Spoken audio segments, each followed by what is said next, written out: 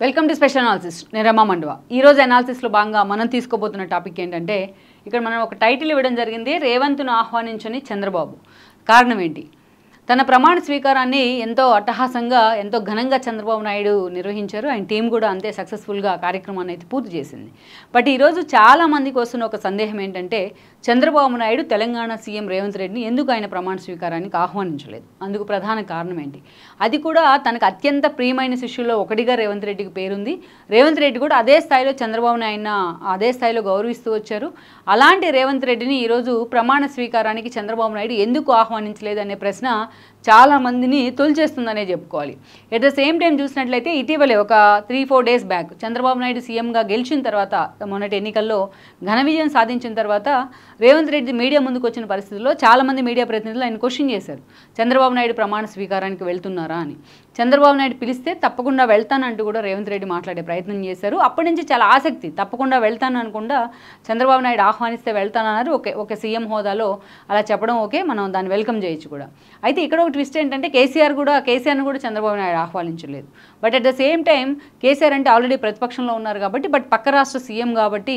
ఆయన ఆహ్వానించే పరిస్థితి చంద్రబాబుకు ఉంది బట్ ఆహ్వానించాల్సిన బాధ్యత కూడా ఉంది బట్ చంద్రబాబు నాయుడు మాత్రం ఈరోజు రేవంత్ రెడ్డిని కావాలనే పక్కన పెట్టారు అనేది కొంతమంది చేస్తున్న విమర్శ అయితే ఎందుకు పక్కన పెట్టే ప్రయత్నం జరిగింది నిజంగానే చంద్రబాబు నాయుడు రేవంత్ రెడ్డిని ఆహ్వానించలేదా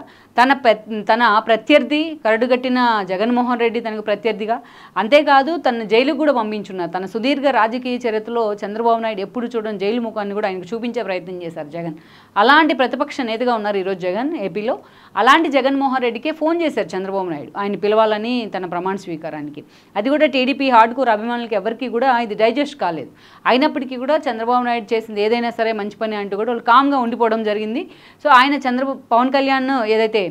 చంద్రబాబు నాయుడు జగన్మోహన్ రెడ్డిని ఆహ్వానించడానికి చేసిన ప్రయత్నం అయితే విఫలమైంది ఆయన ఫోన్కు కూడా అందుబాటులోకి రాలేదు అదే మీడియాకు కూడా టీడీపీ లీక్లు ఇచ్చే ప్రయత్నం చేసింది సరే అదంతా ఒక ఎత్తు అయితే జగన్మోహన్ రెడ్డి చంద్రబాబు నాయుడు గతంలో 2014 ఎన్నికల్లో సీఎంగా ఉన్న సమయంలో కూడా స్వేరింగ్ ఇన్ సెరమనీతో పాటు అనేక సందర్భాల్లో జగన్మోహన్ రెడ్డిని వాళ్ళు ఆహ్వానించిన అమరావతి లాంటి ఇష్యూస్కి కూడా శంకుస్థాపనలకు జగన్మోహన్ రెడ్డి ఎక్కడా టీడీపీకి ఆ ఛాన్స్ ఇవ్వలేదు ఆయన వచ్చే ఛాన్స్ కూడా ఇవ్వలేదు సో ఈ రోజు కూడా ఆల్మోస్ట్ జగన్మోహన్ రెడ్డి తనకు వెళ్ళడం ఇష్టం లేకనే చంద్రబాబు నాయుడు ఫోన్ కూడా అటెండ్ చేయలేదు అనేది వైసీపీలో నడుస్తున్న చర్చ దట్స్ ఫైన్ బట్ అలాంటి జగన్మోహన్ రెడ్డికే ఫోన్ చేసి ఆహ్వానించిన చంద్రబాబు నాయుడు ఈరోజు రేవంత్ రెడ్డిని ఎందుకు పిలవలేదు ఈ చర్చ అయితే మాత్రం నిజంగానే హాట్ టాపిక్ అవుతుంది అయితే ఇక్కడ అనేక కారణాలు దీనికి కనిపిస్తూ ఉన్నాయి ఎందుకంటే అందులో ప్రధాన కారణం ఏంటంటే ఈరోజు రేవంత్ రెడ్డి పూర్తి స్థాయిలో కాంగ్రెస్ తరపు నుంచి సీఎంగా ఉండడమే ఇటు చూసినట్లయితే చంద్రబాబు నాయుడు ఎన్డీఏ తరపున ఆయన ఎన్డీఏ పక్ష భాగస్వామిగా ఉన్నారు భాగస్వామిగానే కాదు అత్యంత కీలకమైన భాగస్వామిగా కూడా ఉన్నారు ఈరోజు చంద్రబాబు నాయుడు కానీ నితీష్ కుమార్ కానీ లేకుండా ఉంటే ఎన్డీఏ కూడా ఫామ్ కాని పరిస్థితి ఉంది అలాంటి సిచ్యువేషన్లో ఈరోజు చంద్రబాబు నాయుడు మాత్రం రేవంత్ రెడ్డి విషయంలో వ్యవహరించిన తీరు మాత్రం కొంతమంది రేవంత్ రెడ్డి అభిమానులు కానీ గతంలో రేవంత్ రెడ్డితో అసోసియేషన్ ఉన్న టీడీపీ అభిమానులు కానీ పూర్తి స్థాయిలో డైజెస్ట్ చేసుకోలేకపోతున్నారని అనుకోవాలి కానీ చంద్రబాబు వైపు నుంచి చూస్తే మాత్రం చంద్రబాబు నాయుడు రేవంత్ రెడ్డిని పిలవడానికి సహేతుకమైన కారణాలు ఉన్నాయనే చర్చ అయితే జరుగుతోంది ఎందుకంటే ఈరోజు చంద్రబాబు నాయుడు ప్రమాణ స్వీకారానికి మోడీతో సహా ప్రధాని అదేవిధంగా హోంమంత్రి అమిత్ షాతో సహా పలువురు ఆర్ఎస్ఎస్ ప్రముఖులతో పాటు మరోవైపు చూసినట్లయితే నడ్డా లాంటి వాళ్ళు కూడా అటెండ్ అయ్యి ఉన్నారు సో మరోవైపు చూసినట్లయితే ఎన్డీఏలోని కీలక భాగస్వామి పక్షాలను కూడా షిండే లాంటి వాళ్ళని కూడా ఆయన ఆహ్వానించడం జరిగింది సో అలాంటి సిచ్యువేషన్ నుంచి ఈ రోజున చంద్రబాబు నాయుడు రేవంత్ రెడ్డిని పిలిచినట్లయితే అదే వేదిక మీద ఎన్డీఏ పక్ష నేతలు ఉన్నారు కాబట్టి రేవంత్ రెడ్డి కాంగ్రెస్ తరపు నుంచి ఒక హార్డ్కోర్ సీఎంగా ఉన్నారు కాబట్టి అది ఎక్కడైనా ఒక నెగిటివ్ ఇంపాక్ట్కి అవకాశం ఇస్తుందా అని చంద్రబాబు నాయుడు ఆలోచించవచ్చు కానీ అది చూసే వాళ్ళకి మాత్రం అంత డెప్త్గా ఆలోచిస్తున్న పరిస్థితి లేదు ఎందుకంటే గతంలో రేవంత్ రెడ్డితో చంద్రబాబు నాయుడుకున్న సత్సంబంధాలు కూడా అలాంటివే అసలు రేవంత్ రెడ్డి తన ఎంట్రీ ఏబీవీపీ లాంటి బేస్ నుంచి ఆయన ఎంట్రీ ఇచ్చిన టీఆర్ఎస్ లాంటి వాటి నుంచి ఏదైతే ఎమ్మెల్సీగా ఆయన ఇండివిజువల్గా సోలోగా పార్టీ నుంచి ఎదిగే ప్రయత్నం చేసినా ఆ తర్వాత టీడీపీలోకి వచ్చిన దగ్గర నుంచే రేవంత్ రెడ్డికి ఒక ఎక్స్పోజర్ వచ్చిందనేది వాస్తవం కొడంగల్ నుంచి 2 సార్లు ఎమ్మెల్యేగా గెలవడం కానీ అదేవిధంగా ఓటుకు నోటు ఇష్యూస్లో రాష్ట్ర విభజన తర్వాత పార్టీని ఆయన లైమ్లైట్లో పెట్టే ప్రయత్నం చేయడం రేవంత్ రెడ్డికి అత్యున్నత బాధ్యతలు ఇవ్వడం చంద్రబాబు నాయుడు ఈ క్రమంలోనే ఓటుకు నోటు లాంటి ఇష్యూలు వచ్చినప్పటికీ చంద్రబాబు నాయుడు ఆయన ఫ్యామిలీకి అండగా నిలబడే ప్రయత్నం చేశారు రేవంత్ రెడ్డి అండ్ ఫ్యామిలీకి ఈవెన్ ఆయన జైల్లో ఉన్న సమయంలో కూడా. ఆ తర్వాత చూసినట్టయితే రేవంత్ రెడ్డి బయటకు వచ్చినా కూడా చంద్రబాబు నాయుడు అదే స్థాయిలో రేవంత్ రెడ్డికి సపోర్ట్ చేస్తూ వచ్చారు, ఎన్ని విమర్శలు వచ్చినా కేసీఆర్ వైపు నుంచి. బట్ తర్వాత రోజుల్లో రేవంత్ రెడ్డి టీడీపీ పూర్తిగా ఇక్కడ ఖాళీ అవుతున్న పరిస్థితుల్లో ఆయన తర్వాత రోజుల్లో కాంగ్రెస్ వైపు కన్వర్ట్ అయ్యే ప్రయత్నం అయితే చేస్తున్నారు. ఆ రోజు చూసినట్లయితే వర్కింగ్ ప్రెసిడెంట్ కొడంగల్ నుంచి ఓడిపోయారు అప్పుడు, అండ్ దెన్ ఎంపీగా గెలిచిన తర్వాత మళ్ళీ పీసీసీ ప్రెసిడెంట్ లాంటి పదవులు దక్కే ఈరోజు కాంగ్రెస్ నుంచి ఆయన తెలంగాణ స్టేట్కి సీఎంగా కూడా ఉన్నారు. ఆల్రెడీ ఇక్కడ చూసినట్లయితే ఇంకొక ట్విస్ట్ ఏంటంటే చంద్రబాబు నాయుడు కరెక్ట్గా తెలంగాణలో అసెంబ్లీ ఎలక్షన్లు జరిగే సమయంలో చంద్రబాబు నాయుడు స్కిల్ డెవలప్మెంట్ కేసులో అరెస్ట్ అయ్యి జైల్లో ఉన్నారు. ఆ అరెస్ట్ని అటు కేటీఆర్ కానీ ఇటు హరీష్ రావు కానీ అటు కేసీఆర్ కానీ చాలా హేళనగా చాలా చులకనగా మాట్లాడారు. ఐటీ ఎంప్లాయీస్ రోడ్డు మీదకి వచ్చి ధర్నాలు చేస్తున్న తీరుతో వాళ్ళ మీద కేసులు కూడా పెట్టి హింసించిన పరిస్థితి అయితే ఉంది. ఆ సిచ్యువేషన్ నుంచి టీడీపీ క్యాడర్లో నిజంగానే పూర్తి స్థాయిలో ఒక విగ్రస్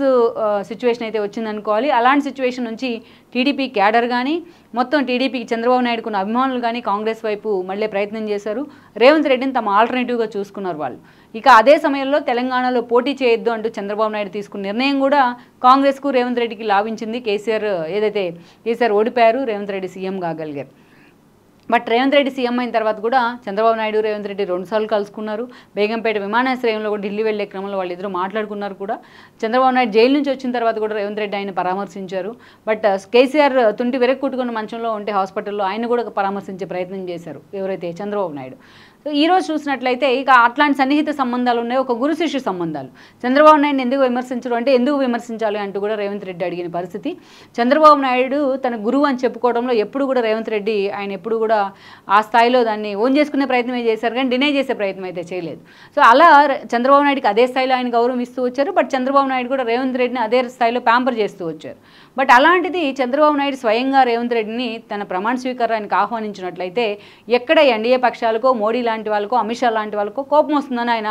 అసహనం ఫీల్ అవుతారని ఆయన అంచనా వేసి ఉండొచ్చు. కానీ ఇక్కడ పార్టీల కంటే పక్షాల కంటే ఇండియా పక్షమా ఎన్డీఏ పక్షమా అనేది మనం పక్కన పెడితే వ్యక్తిగత సంబంధాలే కరెక్ట్ అనేది మనం ముందు చూసుకోవాలి. ఎందుకంటే కేసీఆర్ తనని భయంకరంగా విమర్శించారు చంద్రబాబుని. డట్టియెస్ట్ పొలిటీషియన్ ఆఫ్ ఇండియా అన్న ఆయన తుంటి విరగొట్టుకొని ఓటెం హాస్పిటల్లో ఉన్న చంద్రబాబు నాయుడు ఆయన అపాయింట్మెంట్ పెట్టుకుని మరీ ఆయన పరామర్శించారు. జగన్మోహన్ రెడ్డి ఏకంగా తన జైల్లో పెట్టి 52 రోజుల పాటు పూర్తి స్థాయిలో ఒక కరుడుగట్టి నియంతలాగా వ్యవహరించారు. అలాంటి జగన్మోహన్ రెడ్డిని తన ప్రమాణ స్వీకారానికి ఆహ్వానం కోసం పిలవడానికి ఆయన ఫోన్ కూడా ట్రై చేశారు. అలా ఎవరినైనా క్షమిస్తారు చంద్రబాబు నాయుడు, అందుకే ఆయనకి అజాత శత్రు అనే పేరుంది అనేది ఆయన అభిమానులు చెప్పుకునే మాట. అలాంటి చంద్రబాబు నాయుడు కేవలం ఇండియా కూటమికి సంబంధించిన వ్యక్తి అని చెప్పి రేవంత్ రెడ్డిని పక్కన పెట్టిన తీరు మాత్రం ఈరోజు అందరూ డైజెస్ట్ చేసుకోలేకపోతున్నారు చాలామంది. అటు బండి సంజయ్ లాంటి వాళ్ళని కూడా ఆహ్వానించిన చంద్రబాబు నాయుడు ఈరోజు రేవంత్ రెడ్డిని కూడా పార్టీలు ప్రాంతాలు పక్షాలు అనేది పక్కన పెట్టి ఆహ్వానించినట్లయితే చాలా అద్భుతంగా ఉండేది. వాళ్ళిద్దరి మధ్య సంబంధాలు కూడా రాష్ట్రాల మధ్య సంబంధాలు అనేది అయితే ఒక చర్చ. బట్ ఈ విషయంలో చంద్రబాబు నాయుడుకి ఎవరన్నా సలహా ఇచ్చారా, ఆయనే అలాంటి సలహా పాటించే ప్రయత్నం చేశారా, ఎవరు సలహా తీసుకోకుండా అనేది మనం పక్కన పెడితే బట్ అదే స్థాయిలో మాత్రం ఇక్కడ ఆ అంశం అయితే చర్చనీయాంశం అవుతోంది. But at the same time TDP నేతలు మాత్రం